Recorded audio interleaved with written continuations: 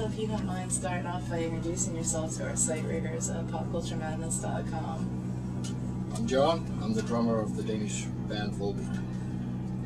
Great, and we are out at Gigantour. It's the kickoff of Gigantour in Camden. What are your expectations for the tour? Well, I just hope it's a good run. It's 4 great bands in the same bill. What more could you expect? Oh, that's true. And it's also, well, it's kind of a break from the headlining spot for you guys, too. So how do you feel about that? Well, it's kind of nice for a change not to be the headlining act. We're got a 45-minute slot, which is perfect. So as soon as we're done, we can take a quick shower and then run up and watch Motorhead and Megadeth. Nice. Well, we can do that every single night, so who can complain about that? No.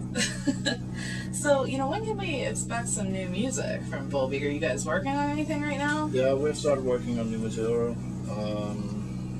If everything goes to plan, we might enter the studio late this year, and hopefully sometimes next year a new album will arrive. Okay.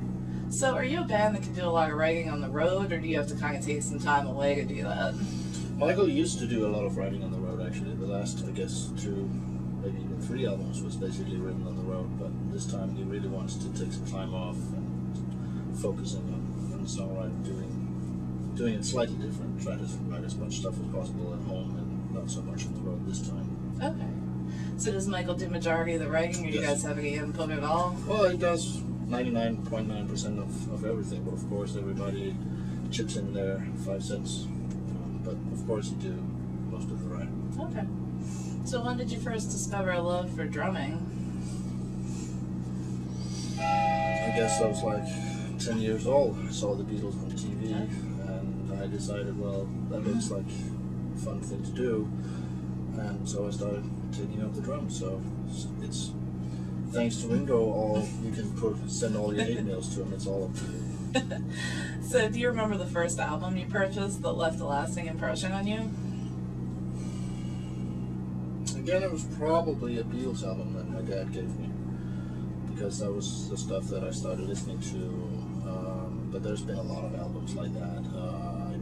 The first album I bought for my own money was by an artist called Anna Mand, which was the album Friend or Foe from 1982, and other stuff than that. Of course, Number of the Beast by Iron Maiden was a huge step in another direction. Master of Puppets by Metallica, of course, was different matter, and of course the almighty Rain Blood. So how's it been for you to, share the stage with some of those people that were so influential to you, like early on? Of course, it kind of throws you off in the beginning, because some of these guys were up on my wall when I was like 15, 16, and all of a sudden you're playing the same festivals, sharing the same stage and all that stuff, but it takes a few days and then you realize they're just ordinary human beings like everybody else, They're not gods. Right. And most of them turn out to be actually very friendly and nice, humble people, just like us. Oh, of course. I think sometimes there's like such a cult of personality built up around them. People are so afraid that they're not going to be approachable people, and it's not the case at all. No.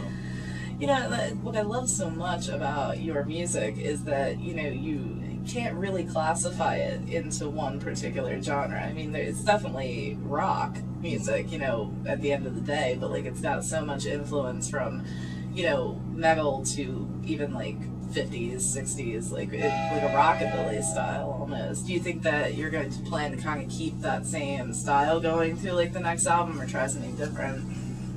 We always try something slightly different, but the majority of the stuff will probably sound like we always sound like. I think we've discovered our own sound, and why change that? But of course we'll try out slightly different stuff, like we have done on the last albums anyway. So, but the majority of the sound will stay the same, that's for sure. So I'm sure you're very happy with the success of the band so far. The name just pops up more and more each year that goes by. Yeah. So what kind of plans do you have for after the Gigantour? Is it Wacken that you guys are doing this year?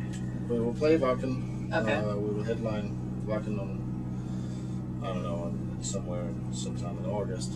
Apart from that, probably more touring. But that's about it for Europe, right? So you guys are going to stay in the States? Yeah, it's probably the only show we're going to do in Europe so far. That's all I know. but we're definitely going to do some more touring later in the year. That's great. So, you're playing with Hank Sherman on this tour. What kind of dynamic does that bring? Are you guys looking forward to that? Like, how did that come about?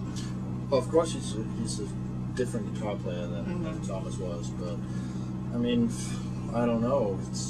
I think in some ways we sound perhaps a bit more tight, maybe, but I will leave that up to the audience to judge by that. But of course, it sounds slightly different with Hank. So, do you have a dream artist that you would like to share a stage with one day that you haven't yet?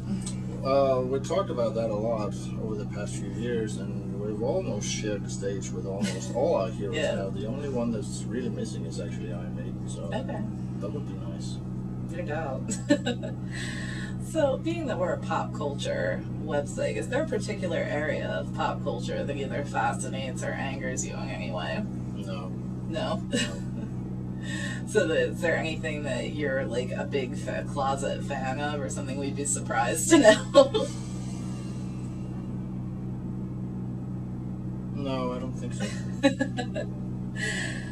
So, how do you, like, with so much time spent on the road, how do you guys best pass the time? Are there any crazy stories? Unfortunately not. We're way too boring to do that. But, we give each other the spaces that we need. Some likes to watch a lot of movies, some likes to take a walk, some likes to sleep and whatever. I like to read a lot and watch movies as well. But as far as any interesting stories, if there is, we like to keep them to ourselves. Okay, well, that's understandable.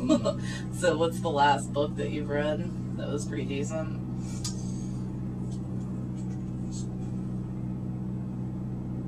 I think it was a biography on Clint Eastwood, actually. That I thought was pretty interesting. Nice.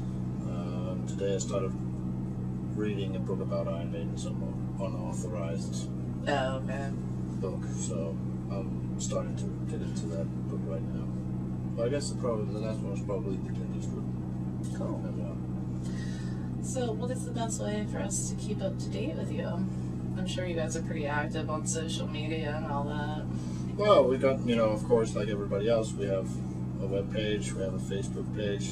I think our MySpace page is still working, but I don't know. Maybe. I don't know if anybody uses die. MySpace anymore. I think we used to have a Twitter account, but none of us really used it at all, so I'm not sure if we have that anymore. But check out probably Facebook would be the best thing, because that gets updated every single day. Great, yeah, it took us a long time to embrace Twitter too, and now I think we finally realized that's the way to do it. Yeah. That's great. Well, I want to thank you so much for taking the time out to speak with me. Is there any comments that you'd like to share with fans or our site audience? I guess just the usual old cliche. Buy the albums, do not download them. Buy them. We need that. Come to the shows and get drunk. Great. Maybe. Well, thank you so much. Appreciate it.